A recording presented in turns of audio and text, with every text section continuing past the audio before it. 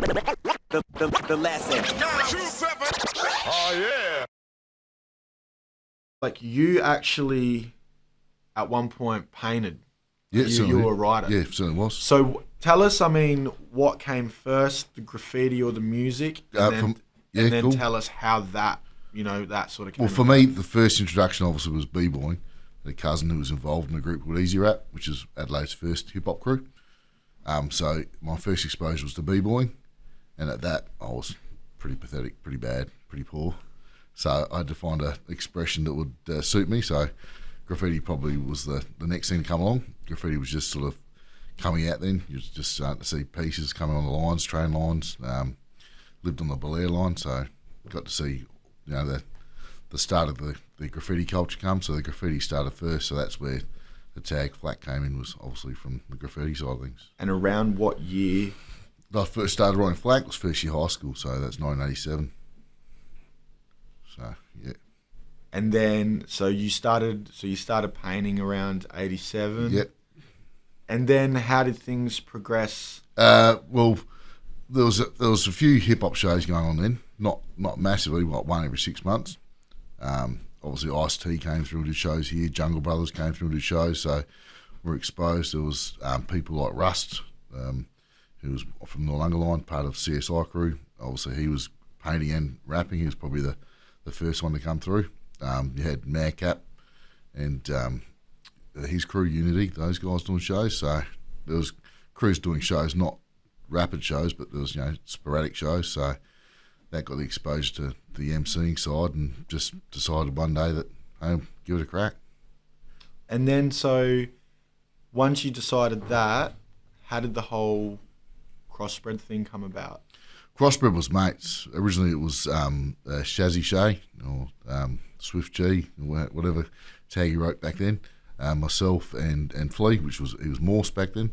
It was just a joke between us because of mixed cultural backgrounds. So we just called ourselves the Crossbred Mongrels as a joke, and that's how that name came about. Yeah, right. And then how did Debris? I met Debris in about 1994 through Delta. Delta was living with his parents' house, and Debris was living on Young Street in Ranella.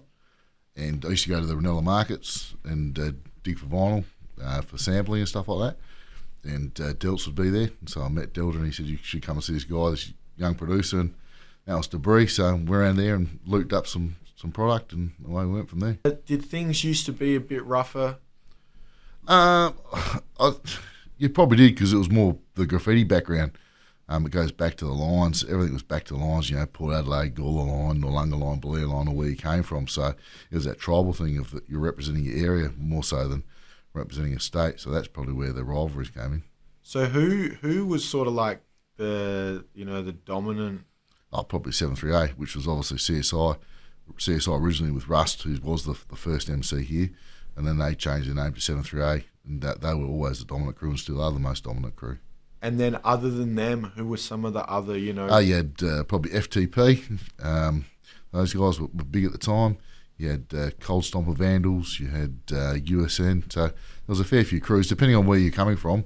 That's obviously the crew you joined up with and tagged with and went painting with. One story that I got told about gigs back in the day was the one out the front of Synagogue, which is now Apple. Yeah, cool. Yep. Where you had a bit of a... Yeah, we had beef, yeah. Yeah. It was to do with 738 and JBL, and obviously I was affiliated with people from 738 crew, and I think some of the JBL boys had crossed out some of the 738 pieces or gone over pieces. I can't recall exactly what it was all about at the time, but that's pretty much where it stemmed from. And then what actually happened, I heard, and once again, it could be rumour, that you actually... got on the mic and on stage and called somebody out. No.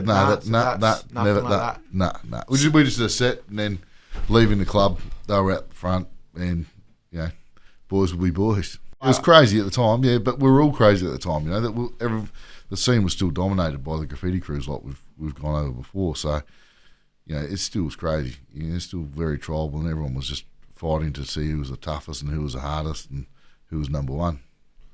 Competitive nature. Yeah, I think it goes back to Star Wars. They watch the old Star Wars movies, the old graffiti movies, and all that sort of stuff. And it was always that that element, that side to it, that that beef to it. So yeah, that's hip hop. The whole certified thing. Yep. Tell us how that Certified started with me, Debris, and Flea. They're the first three members. We had heaps of beats. It was in the process of making Overgrown Town. We had all the stuff ready for Overgrown Town, and I had probably 20, 30 beats left over from Overgrown Town. We were, at the time, Terrafilm, we were just formulating, coming together. Dimesy came on the scene. We came with an idea of putting together a compilation. So the Culture Kings compilation came first, and obviously a Posse track came second, and then Certified Wise came third. So out of the Culture Kings compilation came Certified Wise. Yeah, right. Now that Culture Kings, that was actually put together. DJ Dimes and Debris did most of the work on it. Most of the promotion side was PJ and Pegs. So Certified Wise didn't have a name at the time. It was just a track we put together. I think Debris came up with the name Certified Wise. So. And to this day, you would probably have to say that particularly Cultures 1, but just that series of compilations is... Yeah, groundbreaking. There was compilations before, but it was all sucker stuff. It was all... it wasn't true hip-hop like that. That was the first probably true Australian hip-hop compilation of just the rawness, the raw side, just us expressing what we wanted to express and get off our chest. Before that, the compilations that come out before were just corny. And so why do you think that was? I think it was just the time, the attitude of us. We were all ready. We wanted to take over the world at the time. Everyone was ready. It was a period where all like-minded people came together, and it was just a fusion of all those heads together came up with that. And is that the compilation that has is it the barbecue song? Yeah, barbecue song. Yep, for sure. Yeah. That's a memorable. Is that Mass MC? Certainly is. Yeah. Yeah, right. And on the topic of Mass MC, another,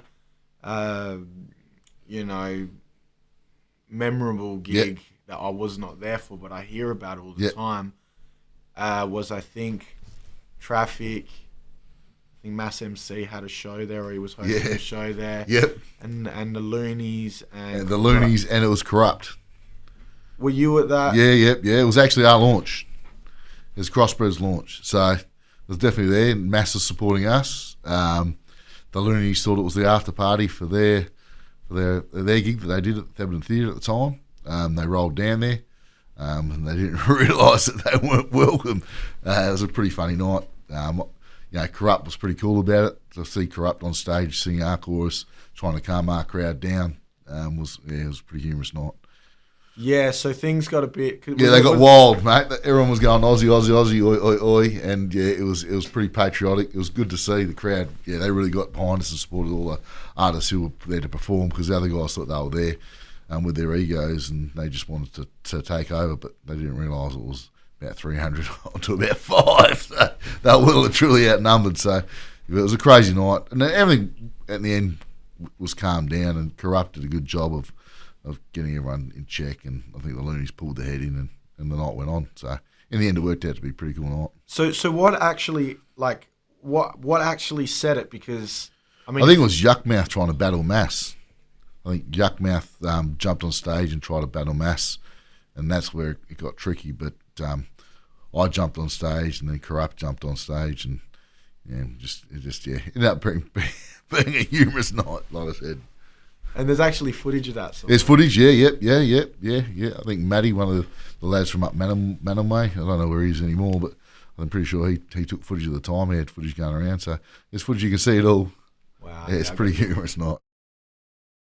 The Hoods gig at Planet. Yep. Now, I remember that. Yep. Was, pretty groundbreaking. I mean, were you hosting or performing? I hosted and performed, yep. What were your thoughts on that particular gig? Because obviously you went to a fair few prior to that. Yep. That was when everyone really started, geez, this is serious, The Planet was packed at the time. It was crazy. It was just nuts. There's just people hanging off the rafters, and just the vibe was crazy. It was a serious gig. And that's probably what made people think, okay, shit, yeah, it's time to take it seriously. You know, prior to that, you know, everyone was rocking up the shows and getting messed up and just jump on stage and just getting loose and rowdy. But that's when we realised, hey, we've got to put on a show. We've got to take this seriously, and maybe it's time to check out of the party lifestyle and maybe take the hip hop lifestyle a bit more seriously as far as a future and as a job, more so than just a pastime. After the Hoods gig at Planet, Yep. I then remember seeing their first gig at Thebby. Yep. And don't ask me how or why, but I remember you hosting. You had some fresh tracks. Yeah, the Ralph Lauren, freshly ganked Ralph Lauren tracksuit. All white. Yeah, it was a funny night. That was good. It was a great show. Now that, to this day, I've seen groundbreaking. Yeah, I've seen a fair few gigs. Yep. Mostly international, and I put that night. Yep. Man, if it's not top 5 in my opinion, it's just edged. You know, like it was. Yeah. Big. Yeah, I've been to most of the big shows that we've had here. And there's probably only one that you could put at that level would be the Ice-T Public Enemy show that they played at Thebby. That only because at the time they were at the top of their powers, but the Hoods rocked it just as hard as they rocked it. Oh, it was unbelievable. Yep. So obviously, you know, they did the Planet. Yep. Realised, okay, there's something serious here. Yep. Decided to roll the dice on Thebby. Yep. I mean, what was the feeling like leading into that? Yeah, awesome. Yeah, it's killer. That's what you live for in hip hop, is to do those gigs like that. So, just a privilege to be involved and to get up and just, you know, to do my thing. You know, at the time I was hosting most of the show, so I found a little niche for myself to host shows at that time. So, you know, it was killer. And that was, I think, that the first Aussie show that had like pyrotechnics. For sure. They had. Yep. Yeah, PJ went all out in that one. I think he hired the boom camera from the ABC footy coverage going. So, yeah, he went all out, PJ. Yeah, most of that was PJ's brainchild. So he put a lot of effort into that show. Soul of the Beat was Yep. the first time I heard an Aussie song. Yep. And went, yeah, fuck. Yeah, the hairs in the back of your neck. Yep. Yeah, like, what the fuck? Yep. You know, and I still wasn't familiar with the accent. Yep. But I could get past it because of the beat. Oh, just that Well, beat. the accent side of things, that goes back to the English stuff. You know, because when I first started coming in hip hop, all the first early rappers were still rapping with an American accent. We were the first generation of guys that started using the Aussie accent. And that goes straight back to the English guys. You know, your Overlord X's, your London Posses, and those guys who were rapping in the English accent. And that's pretty much where we took it from. So, I mean, what were your thoughts on? Because we had How come in a few weeks ago. Yeah. And when they won the 2004, they won an ARIA. Yep. Do you remember Daniel Son's little speech? Yeah, it's for sure. Yeah, I think it goes back to just be yourself. Yeah, be yourself. And if you're yourself, people can't criticise. Oh, I've been myself my whole career. I might not be the greatest MC or anything, but I've always just been myself, and that's all you can do.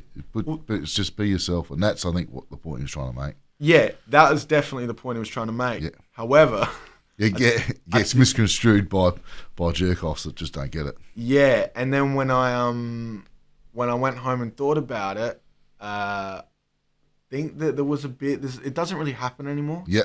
Oh, you got Iggy Azalea, so it still happens. Okay, yeah, it definitely does happen, but I mean, like, in Australian hip hop, you know, like. But it is getting watered down.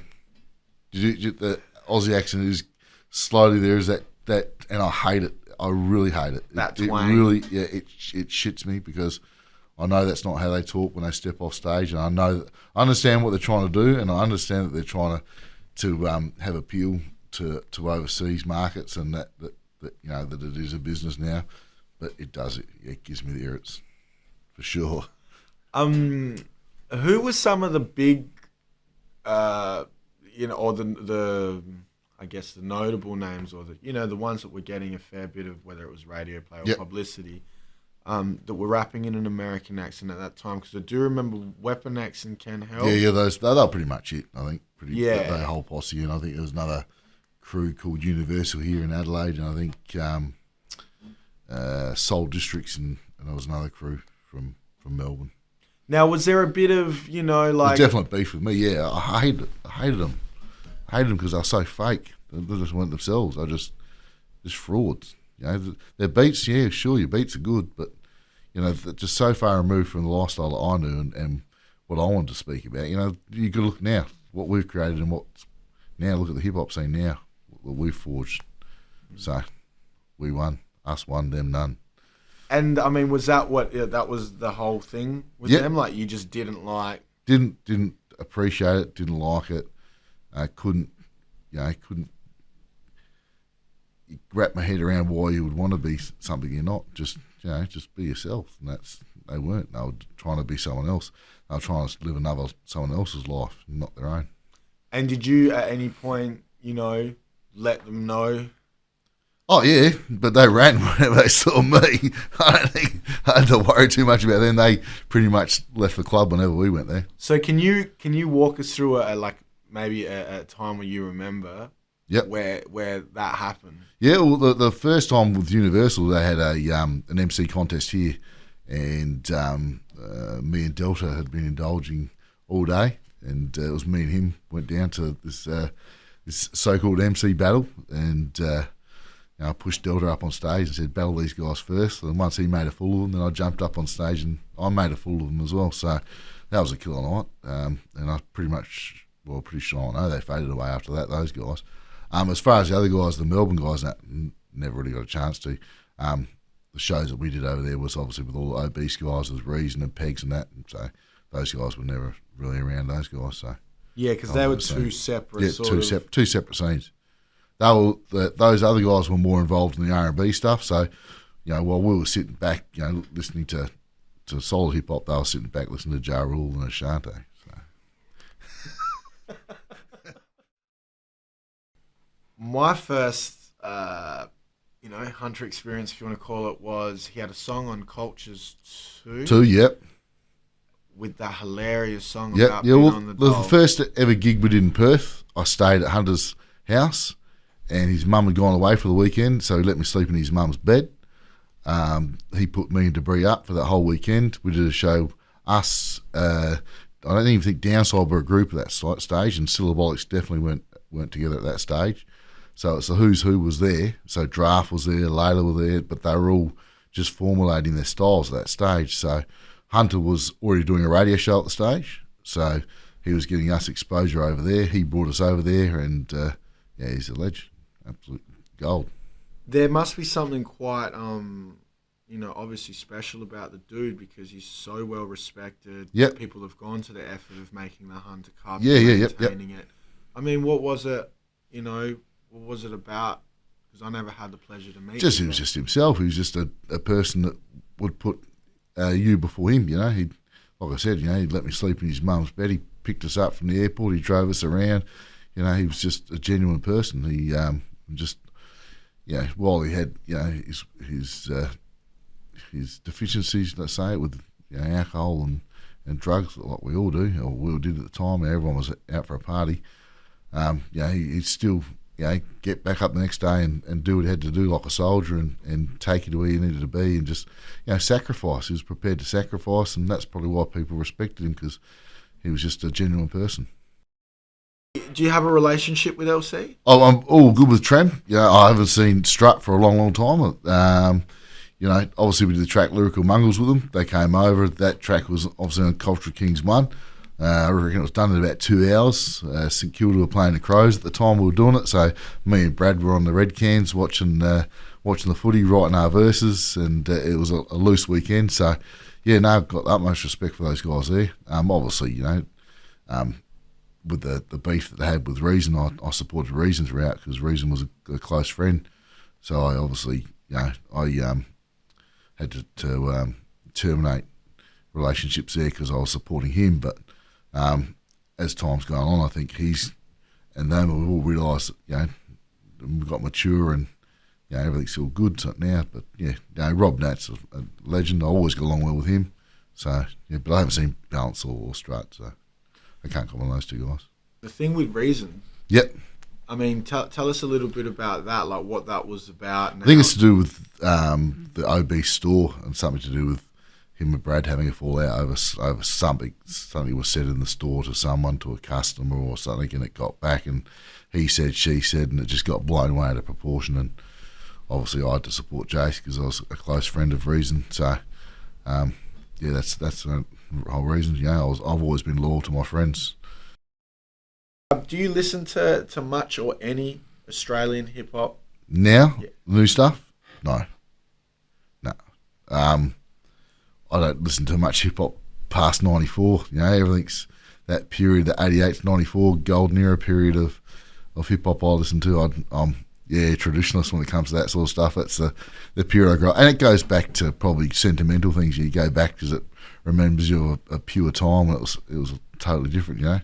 It was pre the internet age. You had to go and physically get your hard copy of your vinyl. You'd get the album, you'd read the liner notes, you go, here's this, who's this bloke, and you'd hunt down their records. It was a different time. Very different. Kids these days aren't really... No, it's just shortest attention span. So hence why we, instead of putting up these interviews as a 1 hour chunk, exactly. For that exact same reason. But that's not to say that their stuff's it's not good or not quality. It's just that we'll move on. We'll have other challenges in life. I've got 3 children. I wouldn't take that back because they're brilliant. That's my focus of my life now is my kids. So I don't have that spare time to sit down and chase the little stuff down. So you probably go back to stuff and enjoy. Going back to the 90s, every time I speak to someone, that was, I guess, active in that time, whether it was with the rapping stuff, even the DJ stuff, the graffiti stuff, always tell me that it was rougher back then. Yeah, it was. I live in Christie's Beach now. Yep. I got no issues walking through there at 2 a.m. Yep. Sometimes if I can't sleep, I'll go for a run at midnight, catch the 11 p.m. no longer train. Yep. No issues whatsoever. No, definitely. But when I speak to dudes that are older, like I've spoken to Collapse, do you know Chad Bergman? Yeah, Chad Bergman, yeah. Yeah, they all say, they're like, man, back in the 90s, it was wild. You couldn't, just roll to a train station. Yeah, we could because we run the line, mate. All my mates are 738, so we were running things. So we had no problems at all. But, other people definitely were challenged and you lost that Jordan jacket, you lost those kicks. That's just the way it was. Yeah, so that was you boys that were on the other side of the fence, like... You boys were the guys, the reason, I guess, why. Yeah, exactly. So you had no fears there. So, and that was just how it was. Sway, he used to live just by Chrissy Downs train station there. So, it was always cool to hang around there. Flaxmill Road, all that area there is all good. And was it just like, you see somebody with something nice but it became that's yours? Just, it was the time, yeah. And I think it goes for hip-hop across the planet at that time, that was just the attitude. NWA just come out, hip-hop was starting to get gangstified. People were starting to, to really to live that thug lifestyle, and that's what we did. Well, you look back at it now and you think, what were we thinking, like, now I'm a parent, I think, man, how stupid, how dumb does it sound? But at the time, it's just how it was. I think, like you said, it's got a lot to do with NWA coming. Yeah, for sure, it does. For sure, it definitely does. That whole period, that stuff was, and you're being force fed it, and subliminally you took that in and you wanted to try and replicate it here, but we've got it so much better here. We should have never even really, we got nothing to be angry over, really. I know. I think it's as you get older and you look back on it. Retrospectively, you think, man, what a jerk. On the topic of albums, yep, right? No particular order. Yep. Very difficult to do it on the spot, so you might miss one or two. But your top 5 Australian releases. Yep, obviously number 1, Overgrown Town. Number 2, World Domination. No, I wouldn't do it. But yeah, number 1 would be obviously Culture Kings. Number 2, probably The Calling. Number 3, probably Overgrown Town. Just for the content, that album, there's so much content on there that wasn't said. You know, before that, all Aussie hip hop had come out was pretty party stuff orientated. Probably Reason Choreography. What are we at now? 3. Probably Axis, Peg's Axis, and then probably round out with Lyrical Commission. Stage of set, yeah. So top 3 MCs of Australia or of worldwide? No, of Australia. Of Australia, Delta number 1. In his time, Peg's number 2, and probably Pressure at number 3. In their peak, that let it be known at their peak. Where would you throw? I mean, I always throw Trem in there. Yeah, he's close, but not in the league of those guys. What do you think of Did you catch his last release? Yeah, I thought it was solid. Yeah, really solid. Yep, but I think those guys have brought slightly different, more dynamic. I think Trem's stuff is very, very similar, where I think those other guys flexing probably did stuff that challenged himself a little bit more. Yeah, I thought it was a breath of fresh air to hear that brand of Australian hip hop being put out. Yep. And maybe, you know, it might not make Triple J daytime. Yep. But it still had a lot of buzz. Oh, yeah. Yep. You know, everybody had their finger on the pulse. Yeah, no, it's a solid record. But like I said, I think the guys I mentioned probably have done and ventured out and done other stuff and pushed themselves a little bit more than what he has. Maybe not jumped out of his lane. He's sort of done like I did and stick to what he does and did that. On the topic of pegs, like I remember hearing Axis when it first came out, and I was just like, just front to back. Yep. Doesn't, you know, like every word. Yeah. Is tough. I really thought that was an unbelievable release, and that's always in my top 5. Did you have a relationship, or do you have a relationship with Pegs? Yeah, we were good. Yeah, for sure. I haven't seen him for a long time, but yeah, we were always cool. There was never an issue between me and Pegs. We were always good. Does he still? Obviously, because he's good mates with Reason, and I was good mates with Reason prior to Pegs coming onto the scene. So, yeah, anyone who was a mate, he was going to be a mate of mine. Was there some sort of animosity or some sort of graffiti? Nah, he came to a house that I was living at with a gangster, and he was brought there by someone who shouldn't have brought him there, and that person took it to another level, and that's probably where that came from. But we're good as gold, you know. Me have been, you know, friends for the past 10 years, so there's no dramas in there. No, he's a king. But back then, there was that you're either with 738 or you with JBL. That's just how it was. So how intense was it?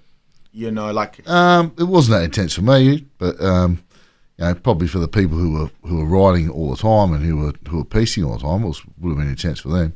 At that stage, I just started to go into more of the MCing side, so I was just starting to step away from the graffiti side. So that's probably where all the beef came from. So, and like, did Cruise pretty much owned, quote unquote, certain lines? Yeah, they had the O-Bahn.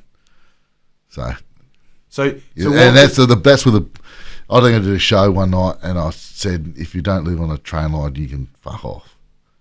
And it's the O-Bahn is a bus on a track, and it was just at the time, because graffiti was always about doing trains. You know, it was always about piecing red hens and piecing trains. I wasn't concerned about doing walls. I wanted to hit trains. So that's where it came. If you weren't doing trains, if you were tagging buses or you're doing scratches or you were tagging trees, you were whack.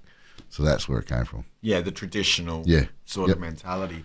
On the topic of hitting trains, I had Tons and Ambush. Yeah, bloody yeah. And you know, they were, and I had Tans and Foe. Yeah, well, Tans' sister was in my class in school in basic maths in year 9.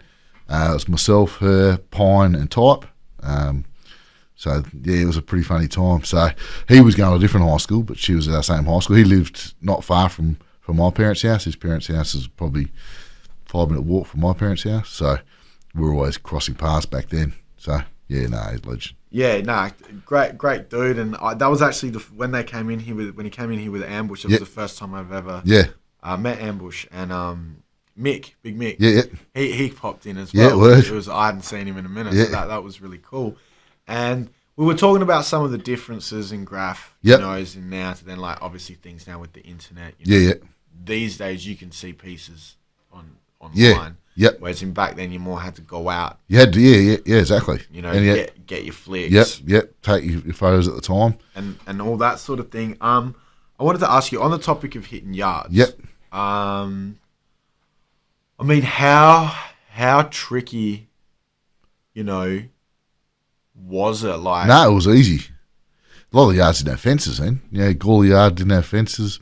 You had yards everywhere, layups, Lonsdale. There was so many places you could go to hit trains. So it was far easier than now. There was none of the camp. The guys now, they do an amazing job to hit the trains now.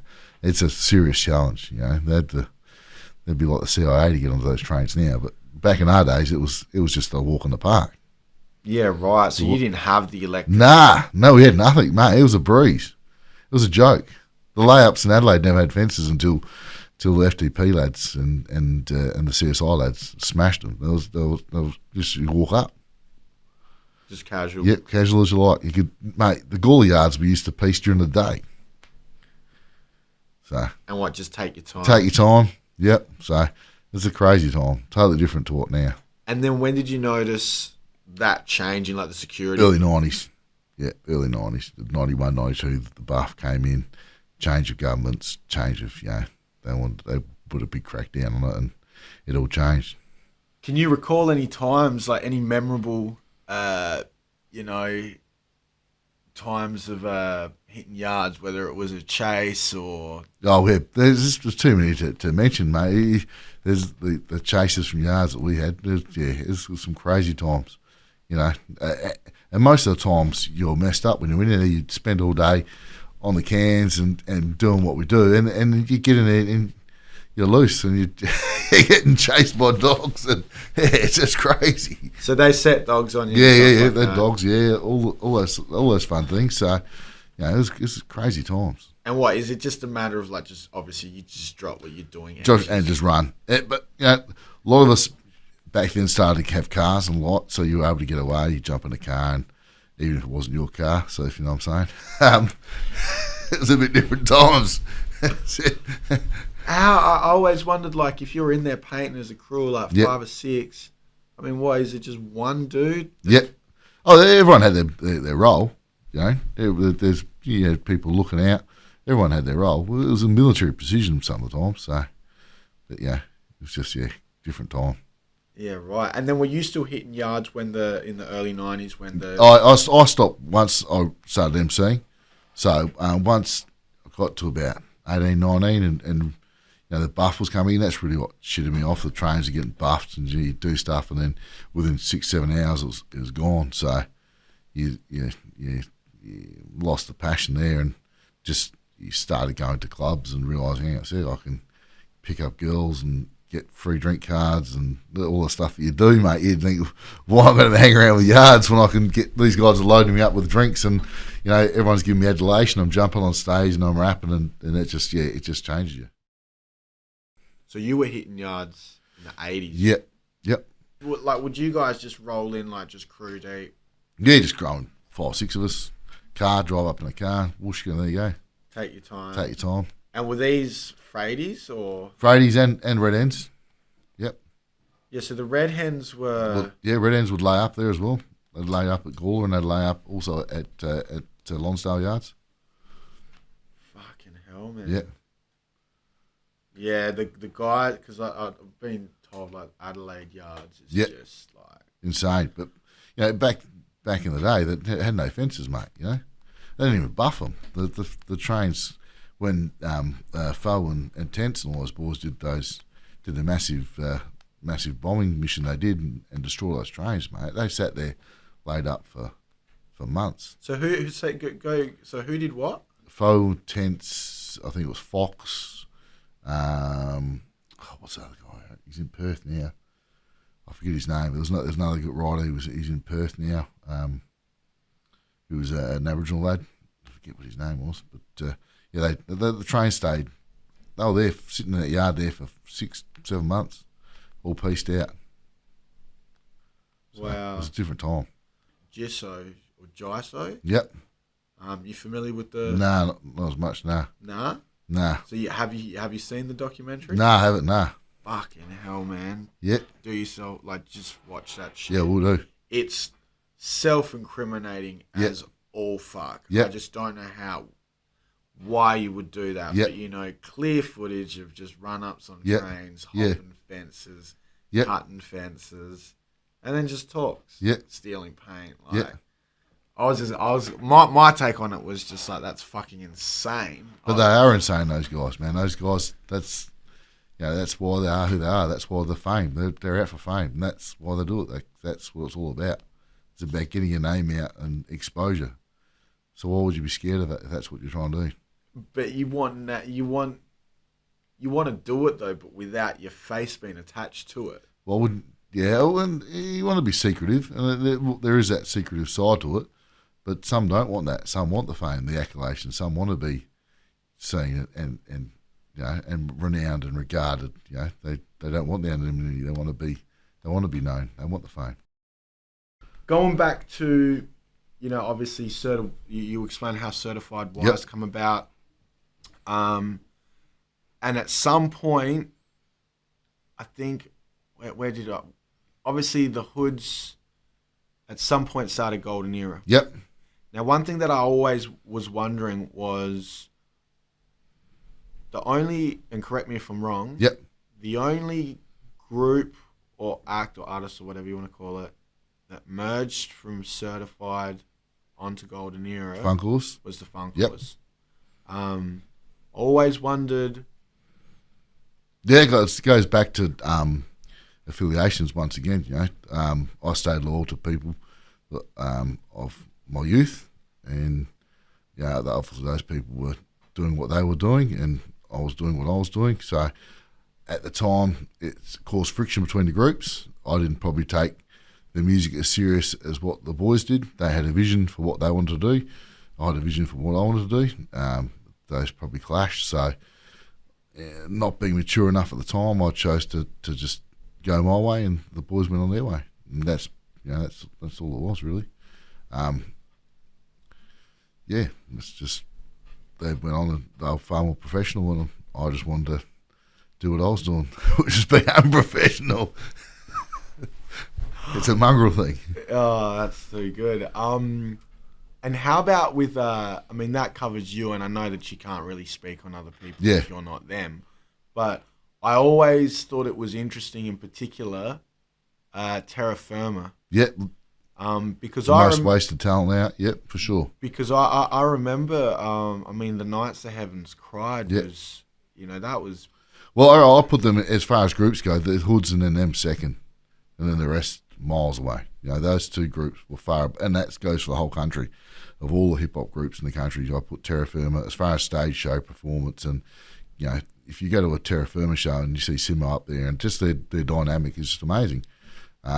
And that probably goes back to the competitive side of things. Obviously the Hoods wanted to be number one, so you wouldn't have your number one competitor on your label, would you? It's an interesting point. That's probably what it came down to, I think. A clash of personalities and also just competitiveness, which goes back to what we've said the whole interview long, is that hip-hop's very competitive, and that's just how it is. Always thought that might be the case. Yep.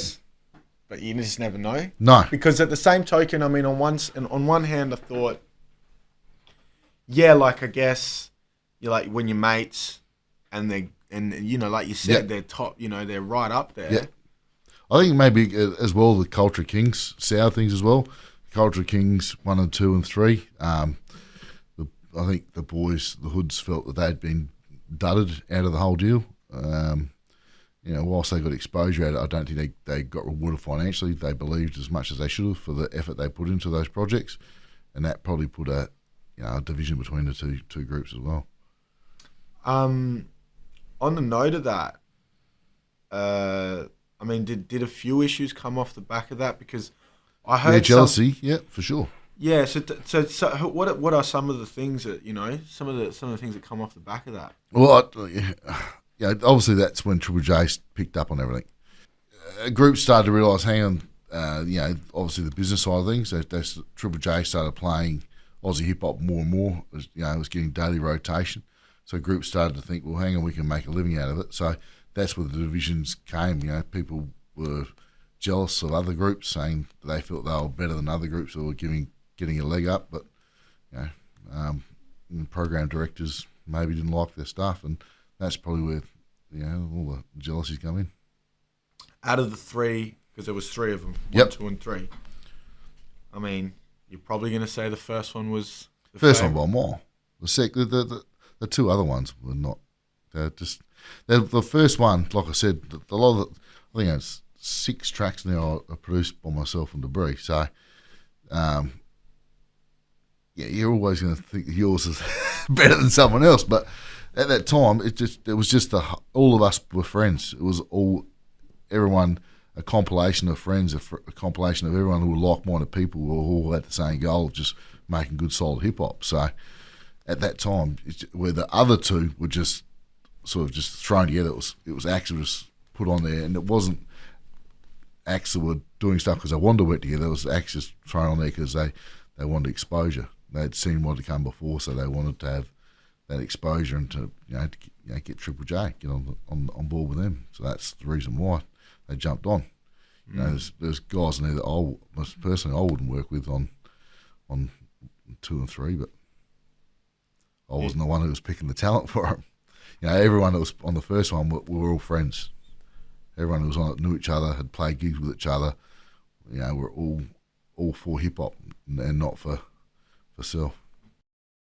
On the topic of dudes Yep. being on the compilation that you Yep. wouldn't necessarily. I'm just going to throw some names out there. Yep. Give me your opinion or your thoughts. Yep. Bliss and Esso. Yeah, solid musicians, good at what they do, but whack. They're just whack. I think it was an incident we had with them after a show in Melbourne where they were hiding under a table from us because we were coming for their show money. So they probably would say they probably don't like us, but whack. Because one of the guys is American. Yep. So obviously He's still a spoon-fed bully. Yeah. Yep. So obviously he raps with the American accent. Yep. Now the other guy. Yep. He's Aussie. Yeah, he's Aussie. But does he have the Aussie? Yeah, he's Aussie. Yeah. Yeah. He's loose, but yeah. Yeah, they're good at what they do, and obviously they've got the right people behind them, but they're not hip hop, mate. They're pop. That's pop music. Did you hear about the incident that one of them had with the Rihanna? Nah, I heard some controversy, but yeah, mate. Do real men pick on women? You know what I'm saying? Like, Cursor. Yep, good at what he's doing. You can only say he's himself, like totally himself, on his own thing, doing his own thing. So all props to him, mate. Where he comes from was far removed from where Bliss and Esso come from. He comes from a product of his environment, so he's who he is. So all props to him. Do you listen to the music? Don't listen to his music, but I appreciate what he does, and I can understand where he comes from. I know old school graffiti writers from the same area and from the same places, and they're all got that attitude. It's really a Western Sydney sort of graffiti background attitude he's got. He's got that him against the world attitude. So all power to him. 1200 Techniques. Yep, lots of respect there. Always really good guys. Infa, great bloke. Don't like his rapping style. Great bloke. What more can you say? Legends of the game. Death Wish Cast. True Kings. Yeah, absolute legends. My first ever trip to Sydney, I think I spent 2 weeks on Unique's couch, sleeping there. That's when Nights Underground Table was recorded. That was my first exposure to a recording studio with those guys. I can't say enough about them. Absolute dead set legends. Who else? I'm trying to think. Who else? I mean, I was pretty big fan of Downside. Yeah, cool. Yep. I remember you know, they were hopping on the J's. Oh yeah, for sure. And they were good. They brought us over to once they'd blown up. They were one of the few guys that would bring the Mongrels over. We played some shows over in Perth with them, a big show in the Metro in Perth with them, and they were always showing me love. So I've got a lot of respect for all the Perth guys. So especially downside, Optimacy was always a good lad. And he always, said, whenever you need something, just give us a call. So he's always been good bloke. On the topic of Benny, so Benny would have been one of the first rapping like MCs that you knew from that sort of. From that area? Yeah. No, probably not. There was a fair few guys from that area who were rapping. You had Cure Mystics, and also, as I mentioned before, Madcap. They were all guys from that Brighton through to Hallett Cove area. So there was guys that were MCing throughout that area there. Not to the extent of what Benny was now or Delts was now, but there was plenty of guys through there. One of the things that I've been told, and I don't know how true it is, and I don't, whether it's out of place or whatnot. Yep. You let me know. But there was some sort of feelings between Delta and the Hoods, which stemmed from, the early days. I don't know. No, I just reckon it's just competitiveness. Hip hop's competitive. It's always been that way. It goes back to the battle days. KRS had it with Melly Mel. It's just that competitiveness. Everyone wants to be number one. And I think those guys both wanted to be number one at the same time, and they've both gone in different directions. The Hoods have gone to where they've gone to, and Delts has gone to the way he is going overseas and doing it a different way. But it's just I think it's just like I said, competitiveness. The nature of the beast. Yeah, exactly. Everybody wants to be number one. The lesson. Oh yeah.